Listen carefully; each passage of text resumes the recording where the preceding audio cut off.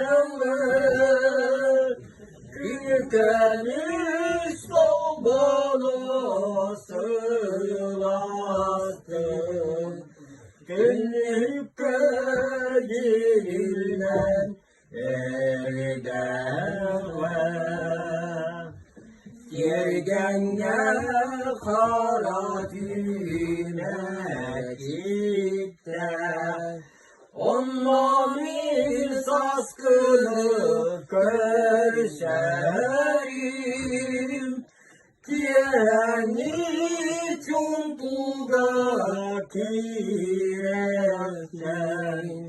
Yürüyen ücretin isterim Alnın dağınıktı ansıdın Ayılğa muhtaç şeyleridir Irağın tereddüt Allah'ım Onların bir gün